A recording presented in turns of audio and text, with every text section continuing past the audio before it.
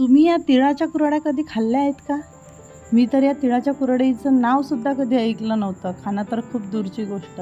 माझ्या सासरी मात्र या खूप जास्त प्रमाणात बनवल्या जातात आणि जेवढ्या जास्त प्रमाणात त्या बनवल्या जातात, तेवढ्याच जास्त प्रमाणात लवकरात लवकर त्या संपतातसुद्धा. कारण की त्या टेस्टीच तेवढ्या होतात. तर आम्हीसुद्धा त्याच बनवायला घेतल्या होत्या. कारण की स्वानंदीच्या बाबांना ह्या कुरड्या खूप जास्त आवडतात तिळाच्या आणि ह्या कच्च्याच खाल्ल्या जातात जास्तीत जास्त.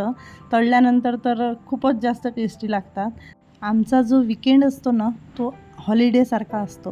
कारण की स्वानंदी विकेंडला तिच्या आजोळी येत असते आणि तिच्या आजीकडे आणि मामाकडे आल्यानंतर स्वानंदीचा थाटच काही वेगळा असतो. साक्षात देवच तिच्या खेळण्यासाठी असतात. इतके लाड पुरवले जातात तिचे मामाच्या घरी, म्हणूनच तर तिला रूमवरती करमत नाही. स्वानंदीचे बाबा कुरडया करून करून खूप जास्त दमले होते. म्हणून दिवसभर छान आम्ही आराम केला आणि संध्याकाळच्या पहारी जवळच वडुरा नावाचं गाव आहे, तिथे मारुती आहे.